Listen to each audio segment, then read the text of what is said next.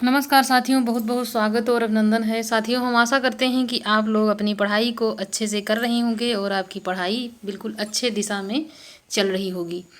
तो साथियों, बिना देरी के यहाँ पे पहला प्रश्न लेते हैं कि 84 वैष्णव की वार्ता किस लेखक की रचना है। तो यहाँ पे आंसर हो जाएगा कि नाभादास हैं, नाभादास की रचना है, या फिर वल्लभाचार्य की है, या फिर नंददास, या फिर गोकुल गोस्वामी गोकुलनाथ की। तो यहाँ पे जो आंसर सही हो जाता है वो यहाँ पे गोकुलनाथ की रचना हो जाती है। अगला है कि रानी केतकी की कहानी के रचनाकार कौन हैं। यहाँ पे आंसर हो जाता है कि लल्लू लाल हैं, कि सदा सुखलाल, या फिर ईसा अल्लाह खां, या फिर सदल मिश्र। आंसर सही हो जाता है कि ईसा अल्लाह खां की रचना है रानी केतकी की कहानी। रानी केतकी की कहानी जो है ये किसकी है, तो ये मुंशी ईसा अल्लाह खां की, ये यहाँ पे आंसर हो जाता है। और जो यहाँ पे लल्लू लाल जी हैं, इनकी एक रचना देखी जाती है तो यहाँ पे हो जाता है प्रेम सागर।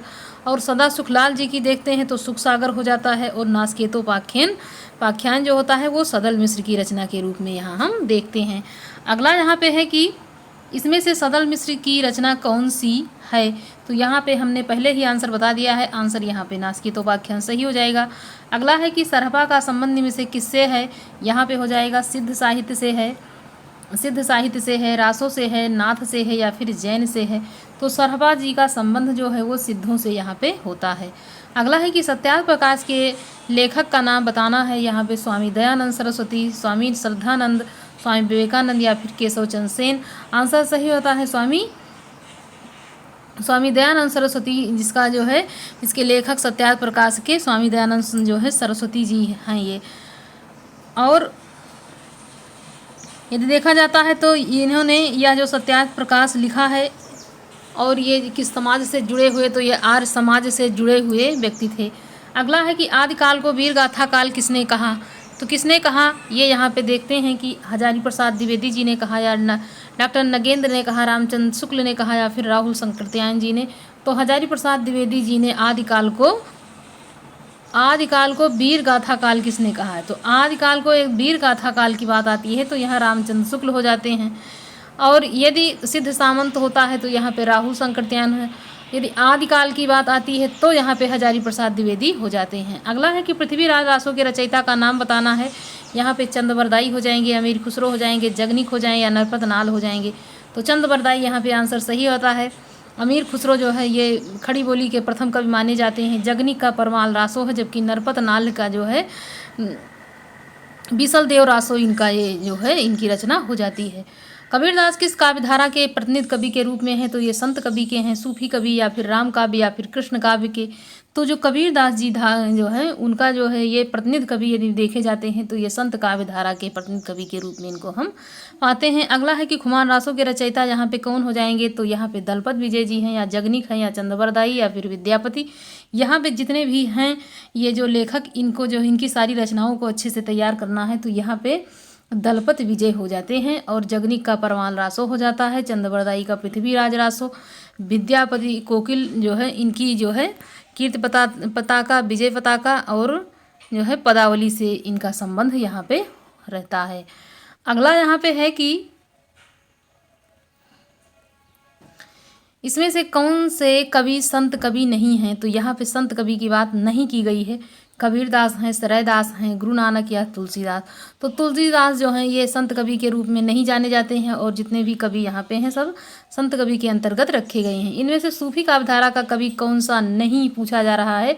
नहीं और हाँ काफ़ी जो है कन्फ्यूजन वहाँ पे पैदा करता है, तो इसको अच्छे से याद करना है। यहाँ पे हो जाता है कि मुल्ला दाऊद हैं, कि जायसी हैं, कि नाभादास हैं, या फिर कुतुबन हैं।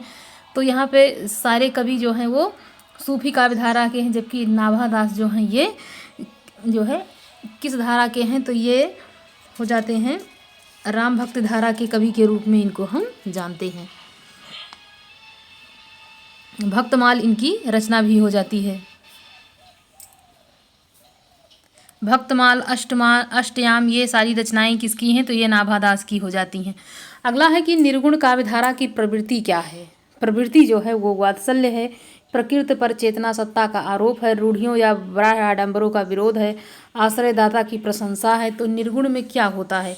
तो इसमें कबीरदास जी ने एक ही चीज़, वो रूढ़ी और ब्राह्य आडंबर जो है उस पर उन्होंने कुठाराघात किया है। अगला है कि पद्मावत के रचयिता कौन हैं। बेहद महत्वपूर्ण है कि मुल्ला दाऊद हैं कि जायसी हैं कि कुतबन हैं या फिर मंजन हैं। जायसी आंसर यहाँ पे सही हो जाता है। और जितनी भी रचनाएं इन लोगों से जुड़ी हुई हैं उनको अच्छे से तैयार करना है। पद्मावत किस भाषा में लिखा गया है, ये यहाँ पे है, तो ये अवधी में है, ब्रज है या खड़ी बोली या फिर फारसी। तो सूफी काव्य परंपरा धारा की जितनी भी रचनाएं यहाँ पे हम पाते हैं वो सारी रचनाएं लगभग अवधि में ही रचित हैं। अगला है कि अष्टयाम के रचयिता कौन है, तो यहाँ पे सूरदास, गोकुलनाथ, नाभादास या फिर वल्लभाचार्य। तो यहाँ पे नाभादास आंसर सही हो जाता है। जबकि एक रचना और भक्तमाल बताया था और ये और नाभादास की अष्टयाम। 252 वैष्णवों की वार्ता के लेखक कौन है, यहाँ पे सूरदास हैं, नंददास हैं, नाभादास या फिर गोकुलनाथ। तो आंसर यहाँ पे भी सही हो जाता है कि गोकुलनाथ जो हैं इसके रचयिता हैं, लेखक हैं। नंददास किस काव्य धारा के हैं, तो ये संत काव्य धारा के हैं, सूफी के हैं, कृष्ण के हैं या फिर राम भक्ति शाखा के हैं। किस कवि धारा के नंददास, तो जो नंददास हैं वो कृष्ण काव्य धारा से संबंधित माने जाते हैं।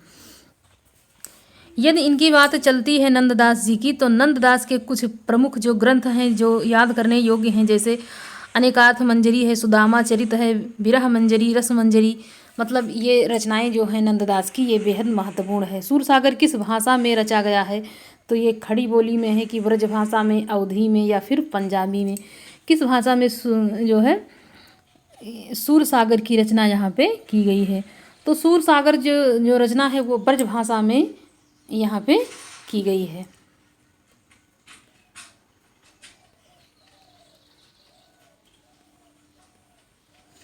अगला है इसमें से कि सूर की रचना कौन सी नहीं है, तो सूर की रचना यहाँ पे देखना है कि कौन सी नहीं है। तो यहाँ पे सूरसागर या फिर सूर सारावली, साहित्य लहरी या फिर रास पंचाध्यायी। तो यहाँ पे रास पंचाध्यायी सूरदास की रचना नहीं है, जबकि और सारी रचनाएं उन्हीं की हैं। इनमें से कृष्ण भक्त शाखा के कवि कौन नहीं पूछा जा रहा है, तो यहाँ पे सूरदास, रसखान, कृष्णदास या फिर तुलसीदास। तो यहाँ पे तुलसीदास जो हैं वो कृष्ण भक्ति शाखा से ना होकर के राम भक्ति शाखा से जो है ये जाने जाते हैं। तुलसीदास की जो भक्ति है वो किस भाव में, यहाँ पे किस स्वरूप में वो जो है राम की भक्ति को करते हैं, तो ये दास्य भाव हो जाता है, साख्य भाव या वात्सल्य भाव या फिर मातृभाव में ये जो है तुलसीदास जी भक्ति करते हैं। तो किस रूप में ये भक्ति करते हैं, तो तुलसीदास जो हैं उनकी भक्ति का जो स्वरूप है वो दास भाव के रूप में वहाँ पर जो है अपने को रखते हैं। अगला है कि इनमें से कौन सा ग्रंथ तुलसीदास द्वारा रचित नहीं है, तो गीतावली है कि दोहावली है कि विनय पत्रिका या फिर रसमंजरी। रसमंजरी यहाँ पे उनकी रचना ना होकर के ये नंददास की रचना यहाँ पे मानी जाती है। इसमें से कौन सा महाकाव्य अवधि में लिखा गया है, तो प्रिय प्रवास है, साकेत है, रामचरितमानस है या फिर रामचंद्रिका। ये जितने भी यहाँ पे महाकाव्य दिए हुए हैं बेहद महत्वपूर्ण हैं कवियों की दृष्टि से देखा जाए। और यदि जो है इस रचना से देखा जाता है तो प्रिय प्रवास यहाँ पे हरिऔध जी का हो जाता है, साकेत यहाँ पे मैथिली शरण गुप्त का, ये दोनों जो है द्विवेदी युग के कवि हैं। रामचरितमानस ये यहाँ पे हो जाता है तुलसीदास का, अवधी भाषा में लिखा गया है, जबकि रामचंद्रिका जो है ये केशवदास की महत्वपूर्ण रचना है, जो ये रीतकाल के कवि माने जाते हैं। अगला है कि रीतकालीन कवियों की काव्य की भाषा क्या थी, तो ये अवधी के हैं, रीतकाल की या फिर खड़ी बोली या ब्रज भाषा या बुंदेली। तो रीतकाल के जितने भी कवि थे उनका जो लेखन का एकमात्र साधन जो हुआ करता था कि वो किस भाषा का प्रयोग करते हैं, तो एकमात्र भाषा वो ब्रज में ज़्यादातर की रचनाएं प्रधान जो रस उस समय हुआ करता था वो श्रृंगार रस में सारी कविताएं उसमें लिखी गई हैं। रीतकाल में उस कवि का नाम बताइए जिसने वीर रस में कविता लिखी है, तो यहाँ पद्माकर जी हो जाएंगे, भूषण या फिर बिहारी या फिर घनानंद। तो भूषण जी यहाँ पे हो जाते हैं कैसे, तो ये वीर रस प्रधान कविताएं लिख करके जो है ये काफ़ी प्रसिद्ध हो गए हैं। अगला यहाँ पे बिहारी सतसई किस भाषा का काव्य ग्रंथ है, तो ये ब्रज भाषा का है या खड़ी बोली का या फिर अवधी का या फिर भोजपुरी। तो बिहारी सतसई जो है ये भाषा जो थी इनकी ये ब्रज भाषा के रूप में जो है इन्होंने बिहारी सतसई का लेखन यहाँ पे किया है। किसने किया है, तो बिहारी जी ने किया है। सुजान शब्द का प्रयोग किस कवि की कविता में सर्वाधिक हुआ है, तो यहाँ पे बिहारी यहाँ पे हो जाता है कि बिहारी जी ने किया है, कि भूषण ने या फिर घनानंद या फिर ठाकुर। तो यहाँ पे जो आंसर सही हो जाता है कि घनानंद ने सुजान का सर्वाधिक प्रयोग किया है। इसमें से कौन सा कवि रीत मुक्त नहीं है, यहाँ पे हो जाता है कि घनानंद हैं कि जो है आलम हैं या फिर बोधा हैं या फिर जो है केशवदास। तो रीत मुक्त केशवदास जी नहीं है, ये जो है रीतबद्ध माने जाते हैं। अगला है कि कविप्रिया के रचनाकार का नाम बताना है, तो यहाँ पे देव हो जाएंगे, केशवदास, पद्माकर या फिर घनानंद। तो यहाँ पे केशवदास। साथियों, यहाँ पे जो प्रश्न यहाँ पर के चुन करके लाए गए हैं वो इस प्रकार के प्रश्न हैं कि जितने भी कवियों को आप यहाँ देख रहे हैं उन कवियों के जो है वो उनकी जो रस प्रधान मतलब किस रस में वो कविताएं लिखते हैं, किस भाषा में लिखते हैं, कौन कौन सी उनकी रचना है, ये सारी चीज़ें बिल्कुल डिटेल में याद करना है। ये नहीं है कि केवल जो है ये प्रश्न इसलिए लाए गए हैं कि इन्हीं प्रश्नों को देख करके आप अपने प्रश्नों का सिलेक्शन करें और उसी प्रकार के प्रश्नों को थोड़ा डीपली जा करके पढ़ने का प्रयास करें जहाँ से भी आप अपनी तैयारी को कर रहे हैं। तो साथियों, बिल्कुल हूबहू प्रश्न नहीं आ सकते हैं, लेकिन इसी प्रकार के प्रश्न बनने की संभावना बनी रहती है। इसमें से कौन सी भारतेंद्र जी की रचना नहीं है, ये यहाँ पे है। तो वैदिक हिंसा हिंसा न बहुत विषमस्य विषस्य विषमोधम औषधम या फिर सादर्पण या फिर पद्मावती। तो पद्मावती उनकी रचना नहीं है। अगला है इनमें से कौन सा नाटक भारतेंद्र जी का नहीं है, तो यहाँ पे हो जाएगा कि भारत दुर्दशा है कि नील देवी है, प्रेम जोगनी है या फिर रणधीर प्रेम मोहिनी। ये आंसर यहाँ पे हो जाता है कि ये उनकी रचना नहीं है। अगला यहाँ पे है कि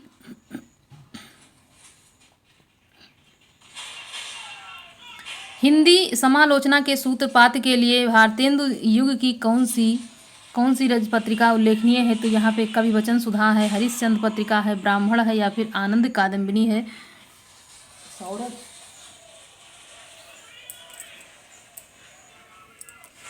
यहाँ पे जो आंसर सही हो जाता है कि ये इन्होंने कवि वचन सुधा हिंदी समालोचना के सूत्रपात के लिए उल्लेखनीय पत्रिका के रूप में यहाँ पे जानी जाती है। अगला इसमें से है कि इसमें सरस्वती पत्रिका के संपादक का नाम क्या है, तो यहाँ पे हो जाएगा हजारी प्रसाद द्विवेदी है, अयोध्या सिंहोपाध्याय, हरिओद बालकृष्ण भट्ट या फिर महावीर प्रसाद द्विवेदी। तो यहाँ पे जो आंसर सही हो जाता है कि इसके संपादक यहाँ पे महावीर प्रसाद द्विवेदी जी को जाना जाता है।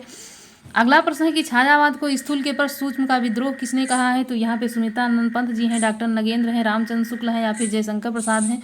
तो यहाँ पे जो आंसर सही हो जाता है कि ये किसने कहा है, तो यहाँ पे जो हो जाता है कि यहाँ पे नगेंद्र जी ने ये कथन कहा है। अगला है कि कौन सा कवि छायावादी नहीं है, यहाँ पे निराला हो जाएंगे, पंत हैं, प्रसाद हैं या फिर जायसी आंसर यहाँ पे सही हो जाता है, क्योंकि यहाँ पे जो भी कवि हैं ये सब छायावाद के कवि के रूप में इनको पाते हैं हम।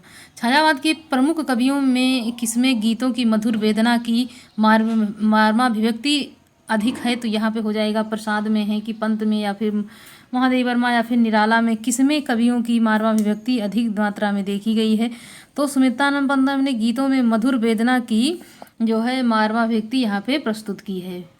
अगला यहाँ पे प्रश्न लेते हैं कि प्रगतवादी काव्य सृष्टि है, तो यहाँ पे दार्शनिक है या फिर वर्ग चेतना प्रधान है या वैयक्तिक है या फिर यथार्थवादी, किस प्रकार के जो है ये प्रगतवादी काव्य की सृष्टि यहाँ पे की गई है। तो प्रगतिवाद की बात जब चलती है तो इसका जो समय काल था वो 1936 से 1943 तक रहा। जो भी हिंदी साहित्य में सर्वथा जो है दृष्टिकोण लेकर के इस युग की बात आती है, तो इस युग में काव्य के कवि में जो वहाँ की स्थिति थी, मतलब यथा स्थिति जो भी थी उसी को उसके माध्यम से यहाँ पे प्रस्तुत किया गया है। अगला यहाँ है कि इसमें से कौन सी रचना केदारनाथ अग्रवाल जी की नहीं है, तो युग की गंगा, नील के बादल, आग का झरना, युगधारा जो है यहाँ पे नागा अर्जुन जी की ये कविता है, जबकि और सारी रचनाएं यहाँ पे किसकी हो जाती हैं, ये केदारनाथ अग्रवाल जी की हो जाती हैं। अगला है कि प्रयोगवाद के प्रवर्तक के अनुसार प्रयोगवादी कवि का मुख्य तथ्य क्या था, तो यहाँ पे हो जाएगा कि यहाँ पे ए है, बी है, सी है या फिर डी है। तो इनका जो प्रयोगवादी कवि का मुख्य तथ्य था, तो यहाँ पे नई राहों का अन्वेषण करना इनका मुख्य तथ्य यहाँ पे माना जाता है। निम्नलिखित में से कौन तार सप्तक का कवि नहीं है, तो यहाँ पे क्या हो जाता है, तो यहाँ पे शमशेर बहादुर सिंह, गिरिजा कुमार माथुर, मुक्ति बोध या फिर प्रभाकर माचवे। तो यहाँ पे जो शमशेर बहादुर सिंह हैं ये तार सप्तक के प्रकाशक ना हो करके ये जो है दूसरे सप्तक के माने जाते हैं। अज्ञे कौन से वाद के कवि हैं, तो अज्ञे जो है ये प्रगतिवाद के हैं, प्रयोगवाद के हैं, छायावाद के, या इनमें से कोई नहीं। तो अज्ञे जो हैं ये प्रगतिवाद के प्रमुख कवि के रूप में जाने जाते हैं, जिन्होंने जो सप्तक था उसका प्रकाशन इन्होंने राहु का अन्वेषी जो है यदि देखा जाता है तो अज्ञे जी को ही कहा गया है। प्रगतिवाद के संस्थापक के रूप में भी इनको जाना जाता है। हिंदी की पहली कहानी लेखिका कौन है, चंद्रकिरण संरक्षा है या फिर बंग महिला है, हेमंत देवी या फिर चंद्रमुखी। तो यहाँ पे बंग महिला आंसर बी सही हो जाता है। अगला है कि गुलाबी बन्नो कहानी के लेखक कौन है? त्रिलोचन है या धर्मवीर भारती या शमशेर बहादुर या फिर कुंवर बहादुर? आंसर सही हो जाता है यहाँ की धर्मवीर भारती। धर्मवीर भारती यहाँ पे आंसर भी सही हो जाता है, क्योंकि इनकी रचना जो है ये कभी कभी गुलाबी बन्नो लिखा रहता है, लेकिन कहीं कहीं ये गुलकी बन्नो रहता है। लेकिन ये आंसर जो होता है ये सही हो जाता है। किसका है? तो ये हो जाएगा डॉक्टर धर्मवीर भारती की रचना के रूप में से हम देखते हैं। अलका जयशंकर प्रसाद के किस नाटक की पात्र है? तो या ध्रुव सामनी है, विशाखा है, या स्कंदगुप्त या फिर चंद्रगुप्त? किसकी ये नायिका के रूप में जानी जाती है? तो अलका जो है ये जयशंकर प्रसाद रचित चंद्रगुप्त की नाटक की ये महिला पात्र के रूप में इसको हम पाते हैं। अगला है कि अशोक के फूल निबंध के रचयिता कौन है? हजारी प्रसाद द्विवेदी, गिरिजा कुमार माथुर, रामचंद्र शुक्ल या फिर कुबेर नाथ? तो अशोक का फूल निबंध के रचनाकार यहाँ पे हजारी प्रसाद द्विवेदी हैं। तो हजारी प्रसाद द्विवेदी की जितनी भी रचनाएं हैं उनको अच्छे से याद कर लेना है। और हजारी प्रसाद द्विवेदी एक ऐसे कवि हैं जिनको ज्ञानपीठ मतलब इतनी अच्छी अच्छी हर चीज़ में इन्होंने जो है अच्छा जो है करने का प्रयास किया है, लेकिन एक जो है यहाँ विडंबना रही है कि इनको ज्ञानपीठ पुरस्कार नहीं मिला है। कभी कभी प्रश्न ये भी बनता है कि इनमें से बताना है कि किसको ज्ञानपीठ पुरस्कार नहीं मिला है। तो यहाँ पे हजारी प्रसाद द्विवेदी ऐसे कवि हैं, लेखक हैं जिनको जो है ज्ञानपीठ पुरस्कार जो है वो नहीं मिला है। अगला है कि इसमें से कौन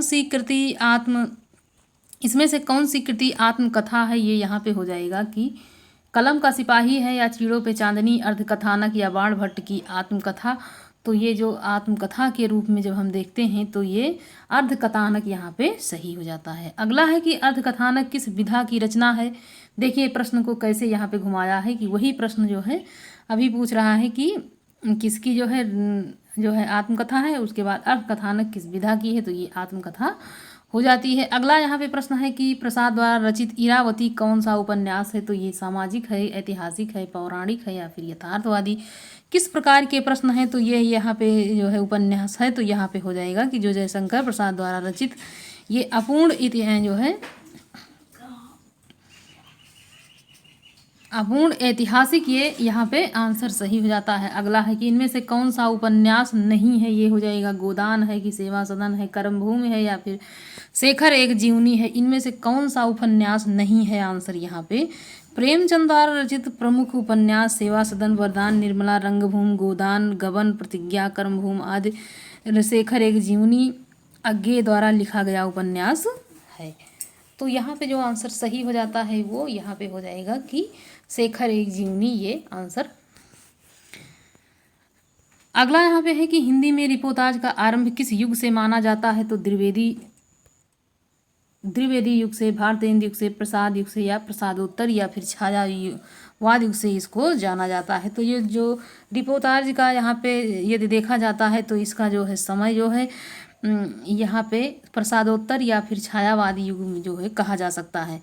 और इसके जनक के रूप में हम किसे जानते हैं? तो शिवदान सिंह चौहान को यहाँ पे इसके जनक के रूप में हम जानते हैं। हमारी यात्रा के यात्रा वृत्तांतकार कौन है? यहाँ पे भगवान दास वर्मा हो जाएंगे, कल्याण चंद, लोचन प्रसाद पांडे या फिर यशपाल? किसकी रचना है? तो ये हमारी यात्रा वृत्त के लेखक यहाँ पे लोचन प्रसाद पांडे, आंसर सही हो जाता है। अगला है कि बनारसी दास चतुर्वेदी के रेखा चित्र हैं। तो यहाँ पे रेखा चित्र या फिर सेतु बंधु या फिर ए बी दोनों या फिर क्या हो जाएगा स्मारिका?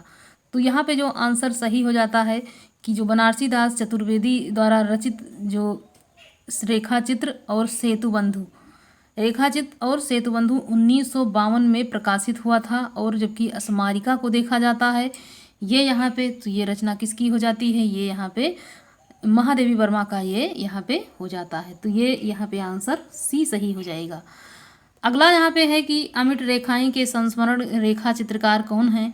यहाँ पे हो जाएगा विष्णु प्रभाकर, सत्यवती मलिक या फिर देवेंद्र सत्यार्थी या फिर शिव पूजन सहाय। अमिट रेखाएं जो हैं ये सत्यवती मलिक की ये रेखा जो है रेखा चित्रकार यहाँ पे हम जानते हैं। गणेश शंकर विद्यार्थी की रचना कौन सी है? तो यहाँ पे बापू हो जाएगा, श्री गांधी हो जाएगा, कर्मवीर गांधी या फिर अकाल पुरुष गांधी? कौन सा आंसर यहाँ पे हो जाएगा? तो यहाँ पे जब उसकी बात चलती है तो कर्मवीर गांधी के रचनाकार किसे हम पाते हैं? तो यहाँ पे गणेश शंकर विद्यार्थी, आंसर यहाँ पे सही हो जाएगा सी। अगला प्रश्न लेते हैं कि इनमें जगन्नाथ दास रत्नाकर की कृति को जो है ढूंढना है। यहाँ पे उद्धव शतक है, भ्रमर गीत है, गीतावली है या फिर रस्म रथी है। तो उद्धव शतक यहाँ पे आंसर सही हो जाता, हाँ उद्धव शतक यहाँ पे आंसर सही हो जाता है। अगला है कि निहार रचना किसने की है। तो यहाँ पे हो जाएगा कि महादेवी वर्मा है, कि गे हैं या फिर दिनकर या फिर पंत। तो निहार यहाँ महादेवी वर्मा की कृति के रूप में हम पाते हैं।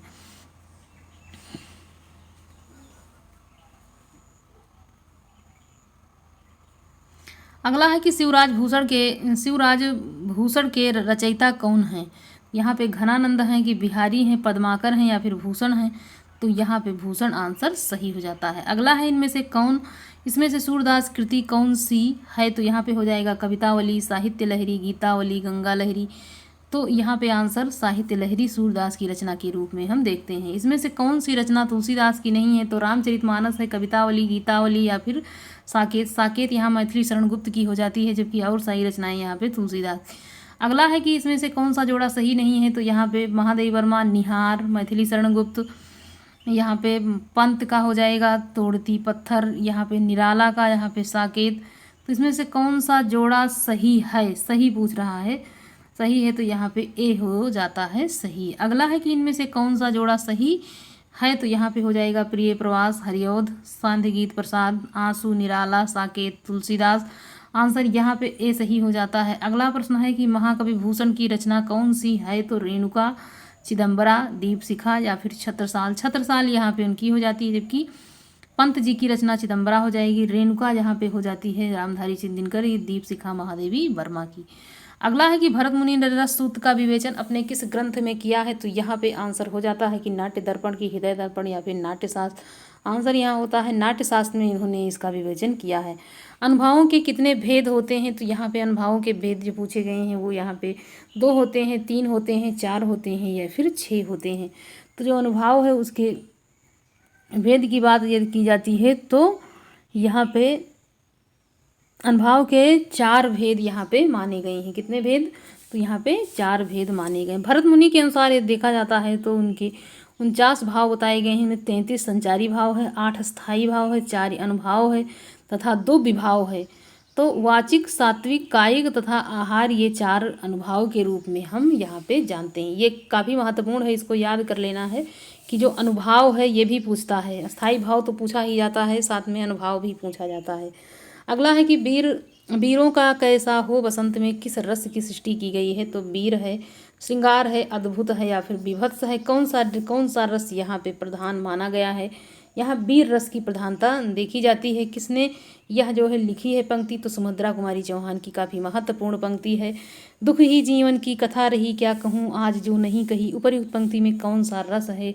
यहाँ पे करुण हो जाएगा, श्रृंगार हो जाएगा या फिर अद्भुत या फिर यहाँ पे क्या हो जाता है, ये यहाँ पे आंसर। तो यहाँ पे हो जाएगा कि इस पंक्ति में पढ़ने से ही पता चल रहा है कि दुख ही जीवन की कथा रही, क्या कहूँ आज जो नहीं कही। करुण रस से प्रधान ये पंक्ति है। मेरे तो वीरधर गोपाल दूसरो ना कोई, जाके सिर मोर मुकुट सुमेरो पति सोई। उपयुक्त पंक्ति से कौन सा रस है। यहाँ पे हो जाएगा कि यहाँ पे श्रृंगार रस है, हास्य है या करुण है। कौन सा रस हो जाएगा। तो यहाँ पर श्रृंगार रस हो जाता है। अगला है कि मेरी भव बाधा हरो राधा, नागरी सोय जातन की झाई, परे श्याम हरित दुत होय। उपर्युक्त पंक्तियों में कौन सा रस है। तो साथियों यहाँ पे हो जाता है कि यहाँ पे भक्ति रस का समावेश देखने को मिलता है। तो साथियों यहाँ पे हमने जो मॉडल पेपर रखने का प्रयास किया है, तो साथियों आज इसमें मैं जो है 2 भागों में इसको रख रही हूँ कि ताकि पढ़ने में थोड़ी आसानी हो। ज़्यादा थोड़ा बड़ा हो जाता है, जैसे कोई भी टॉपिक हो तो उसको पढ़ने से क्या होते हैं, सब लोग बोर होने लगते हैं। तो आज मैं इसको जो है आधा आधा बांट करके प्रस्तुत कर रही हूँ। कल इसका जो अगला भाग रहेगा उसको मैं प्रस्तुत करूँगी। साथियों धन्यवाद। अगर आपको ये वीडियो पसंद आ रहे हैं तो लाइक कीजिए, अपने दोस्तों में, अपने साथियों में इसको ज़्यादा से ज़्यादा शेयर कीजिए ताकि मेरा मनोबल आप लोग थोड़ा सा बढ़ाएं। धन्यवाद।